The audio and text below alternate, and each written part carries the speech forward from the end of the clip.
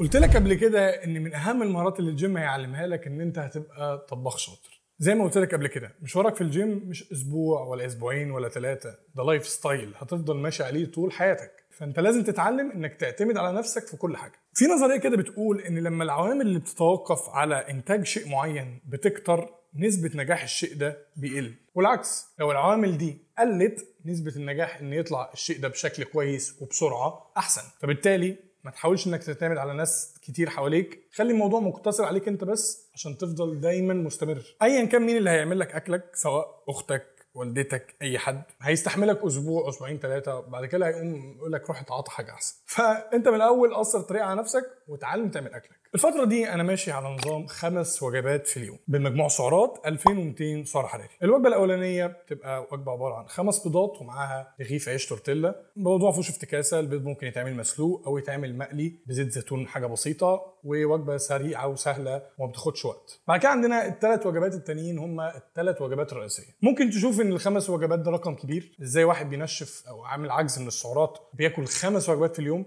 بس الفكره ان كميه الوجبات دي كميات قليله، ده زي تريك كده بنعملها بحيث ان احنا نحسس الجسم ان احنا بناكل كتير، ونحس ان احنا شبعانين دايما وما نحسش بالجوع عشان ما نلخبطش ونبوظ الدنيا. 3 وجبات بيبقوا ثابتين: رز بسمتي، فراخ، وخضار. بس النهارده انا مش هعمل لك خضار، انا عامل لك مفاجاه هتحلي لك طعم الاكل جدا وهتحسسك ان انت مش عامل دايت ولا حاجه. واخر وجبه عباره عن جبنه قريش وعيش توست. بدايه الرز البسمتي، كل اللي انت محتاج تعمله ان انت اولا تغسله كويس، وبعد كده تحط ميه مغليه في الحله اللي انت هتعمل فيها الرز. الميه قد ايه؟ حوالي 1.5 مرة كميه الرز اللي انت هتعملها. فلو مثلا انت هتعمل كوبايتين رز، فبالتالي هتحط 3 كوبايات ميه. بعد ما تحط الميه هتبدا تحط بهارات للرز البسمتي، مثلا شويه حبهان، شويه ملح، وبعد كده تنزل بالرز على الميه وتقلب كويس جدا وتهدي النار، تسيب الرز لحد ما يستوي. بعد 10 دقايق تقريبا هتفتح هتلاقي الرز استوى وبقى زي الفل. وبكده يكون جاهز معانا اول عنصر من الاكل وهو الرز، فهنخليه على جنب. بعد كده هنعمل الفراخ انا متبلها كده كده وجاهزه، ما فيهاش اي برضو حاجه غريبه، عباره عن ملح وتوابل، شويه زيت زيتون ومستردة وهوت صوص اللي انا كنت قايل لك عليهم في الفلوج بتاع الاكل اللي اشتريناه، ان هم من الصوصات الحلوه اللي بتخلي الاكل حلو وفي نفس الوقت سعراتهم قليله. وبس بتشغل الطاسه، بترش حاجه بسيطه جدا زيت زيتون وتنزل بالفراخ وتقعد تقلبها كويس لحد ما تستوي، وبكده هيبقى الفراخ بتاعتك استوت. وبكده هيبقى خلص معانا تاني عنصر من الوجبات بتاعتنا وهو الفراخ. بعد كده بقى نخش على المفاجاه وهي رقم 3، الكول سلو. ايوه انت سمعت صح، كول سلو دايت جميله، طعمها حلو، ما فيهاش سعرات عاليه، وهتحسسك ان انت شخص عادي مفيش مشكله. طيب هتعملها ازاي؟ بكل بساطه كل اللي هتحتاجه جزر وكروم ومايونيز دايت وزبادي برضو تكون لايت قليله الدسم، وشويه عسل نحل او اي حاجه، او سكر دايت اي حاجه تحلي بيها، واخيرا شويه ذره صفراء، ولو مش عايز تحط ذره صفراء عادي برضو مفيش مشكله. هتبشر الجزر كويس وبعد كده تنزل عليه بالكروم، بعد كده تنزل بالمايونيز معلقه او معلقتين، وبعد كده تنزل بالزبادي، بعد كده تحط الذره الصفراء وبعدين تحط العسل وتقلبهم كويس جدا، وهيبقى معاك احسن كورسلو ممكن تاكلها في الدايت وسعراتها قليله. وهي الكورسلو دي ال100 جرام فيها حوالي 70 سعر حراري تقريبا، فمش رقم تقريبا، فممكن تستبدلها بدل الخضار تبقى جنب الاكل، حلوه جدا وهتحلي لك طعم الاكل وهتحسسك ان انت مش محروم من حاجه. فاللي عايز اوصله لك ان انت مش شرط عشان تعمل دايت ومش شرط عشان تمشي على نظام غذائي ان انت تبقى متقدر وتحس ان انت مختلف عن الناس. لا عادي، انت ممكن تاكل اكل حلو وطعمه حلو وطريقته حلوه، وفي نفس الوقت بتنزل جيم وبتتمرن وجسمك بيتحسن. مش لازم تاكل، مش لازم تحرم نفسك من حاجه. وزي ما قلنا ان انت اهم حاجه في الدايت ان انت تعمل دايت حلو متوازن، مش قاسي قوي، عشان تعرف تستمر عليه فتره طويله. لان قلنا ان احنا قصه انك تغير جسمك او انك تبني عضلات دي رحله طويله جدا، بتقعد شهور مع ساعات سنين، فمحتاج ان انت تبقى ريلاكس وهادي جدا. وحتى لو بعد فتره اتخنقت واحتجت ان انت تفصل عادي، ممكن تاكل شويه اكل جانك فود شويه، مفيش مشكله. المهم انك ترجع تاني تستمر على اللايف ستايل اللي انت اتعودت عليه. طيب انا بقى عشان اختصر على نفسي واعرف ان انا التزم كويس، بعمل الاكل كل يومين 3، لان انا مش فاضي كل يوم ان انا اقعد اعمل اكل. فزي ما شفت بنعمل مثلا حله رز كبيره زي دي، بنعمل الفراخ ممكن احمرها يوم بيوم، ولكن الرز بعمله واسيبه في الثلاجه عادي بيطلع بيتسخن، وكذلك الكورسلو. يعني هي الفراخ بس اللي بتتعمل يومين. فزي ما قلت لك كل ما انت بتسهل على نفسك العوامل، كل ما انت هتعرف تلتزم وتستمر اطول فتره ممكن.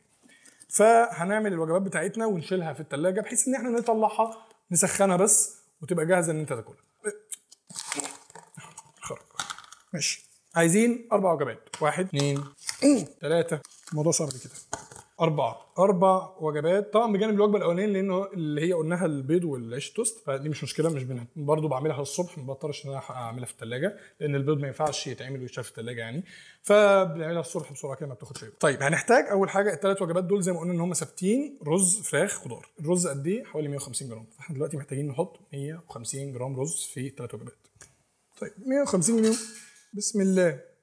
150 جرام رز تقريبا يعني بالخبره بقى الموضوع ده هيبقى هيجي بالخبره. معلقه ونص، ادي معلقه، وناخد نص معلقه كمان، ادي كده اهو، دول تقريبا 150. هنعمل كل ده في كل الوجبات برضو، ادي 100 ادي 50 تمام.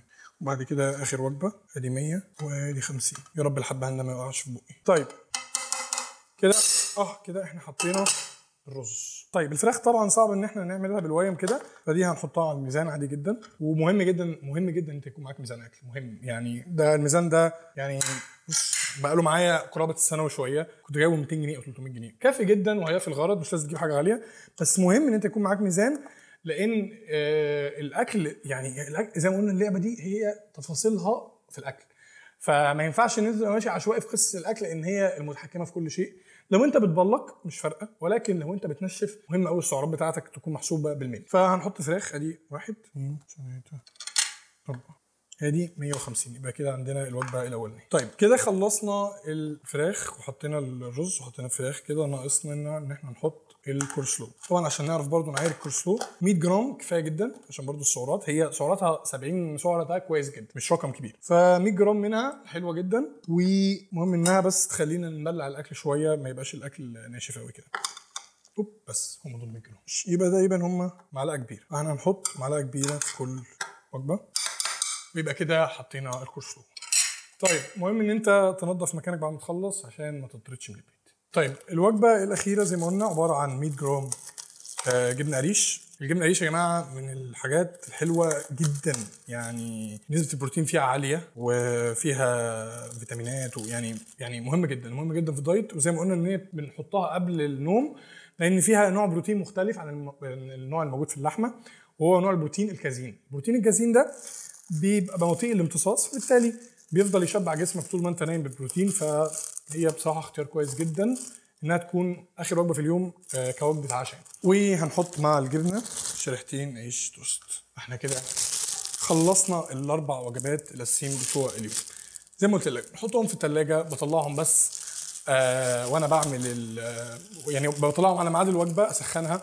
ممكن اخد طبعا معايا حاجه الشغل لان برضو وقت الشغل بيبقى طويل، فممكن اخد وجبه معايا الشغل او حاجه. فزي ما قلت لك دي احسن طريقه ان انت تلتزم في موضوع الاكل. صعب جدا انك تصحى كل يوم تعمل رز وفراخ والكلام ده، يعني هتلتزم يوم يومين وبعد كده مش هتستمر. كل 3 ايام تقف ساعه ساعه ونص في المطبخ مش مشكله، تعمل وجبات 3 ايام او 4 ايام، تحطهم في الثلاجه او في الفريزر، طلعهم تسخنهم يبقوا جاهزين ان تاكلهم، احسن بكتير من ان انت تتعب نفسك كل يوم. طيب بالمره اوريك ايه هي السبلمنتس اللي انا باخدها حاليا. رقم 1 طبعا الواي بروتين. الواي بروتين اهم سبلمنت خصوصا لو انت بتنشف عشان تحافظ على العضلات اللي انت عملتها في فتره التضخيم. فالواي بروتين مهم جدا ان هو يبقى معاك في اليوم. رقم 2 طبعا كرياتين برضو عشان تقدر تحافظ على اوزانك. كرياتين مهم في اي وقت سواء بتضخم بتنشف، مهم عشان تفضل عندك طاقه وتفضل دايما قادر ان انت ترفع الوزن وتزود اوزان في الجيم. فالكرياتين مهم جدا في يومك. ثالث حاجه وهي المالتي فيتامينز. المالتي فيتامينز برضو لان الفتره دي الواحد اكله قليل، برضو هي من الحاجات اللي بتتاخد في اي فتره، يعني طول السنه طول السيزون انت بتاخد مالتي فيتامينز. يعني بتوفر لك طبعا انت ما بتاكلش سلطه كويس، ما بتاكلش خضار كويس، فالفيتامينات اللي جسمك محتاجها مهمه جدا عشان يعرف يبني عضل ويحرق دهون ويعمل كل العمليات الحيويه بتاعته، لازم يكون داخل له الفيتامينات اللي هو محتاجها. بس كده ده بشكل عام اللي انا نسيت اقول لك على حاجه برضو، ان مفيش مانع ان انت تاخد معاك واحده فيكو ولا دايت او اي حاجه، يعني ما اي مشروب يكون دايت، بس مره واحده في اليوم كويس جدا عشان بس ايه يعني ما تزهقش، عشان يعني تبلع الدنيا والدنيا تمشي معاك. فمره واحده في اليوم مفيش مشكله، مش هتضر باي شيء خالص. بس كده اتمنى يكون الفيديو عجبكم، وزي ما قلت لكم الاكل ده هو ده الاكل اللي انت لازم تكون ملتزم بيه. هو ده الاكل اللي فعلا هيعمل لك عضلات وفعلا هيخسسك دهون. حتى في فتره البالكينج الاكل ده ثابت ما بيتغيرش، تبدا تزود كمياته او مثلا تزود شيك بحيث انت تزود السعرات بتاعتك، ولكن لازم الاكل بتاعك يكون كلين، يكون نظيف. عشان يعني انا بص الحمد لله بعد ما خلصت فتره البالكينج نسبه دهوني 12%، وده رقم حلو جدا. لكن لو واحد مثلا بيفتح في الاكل بياكل كل اللي هو عايزه باي حاجه قدامه بياكلها، هتلاقيه مثلا في اخر فتره التضخيم بقى 17% 20% دهون، هيعاني بقى قد كده عشان يقدر ينزل الدهون دي تاني. فمن الاول وانت بتاكل وانت بتضخم يكون اكلك نظيف، بالتالي مش هتتعب خالص فتره التنشيف، وهتبقى فتره لذيذه وهتعدي بسرعه وهتوصل لشيب حلو جسم كويس. بس كده، اتمنى يكون الفيديو عجبكم. ما تنساش تعمل سبسكرايب وترجع تشوف الفيديوهات اللي عملناها قبل كده، بالذات الفلوج اللي نزلنا واشترينا فيه اكل الدايت اللي احنا عملناه النهارده، وعرفتك الحاجات اللي تاكلها والحاجات اللي ما تاكلهاش. فيديو هينفعك جدا. فاشوفكم في فيديو جديد. سلام.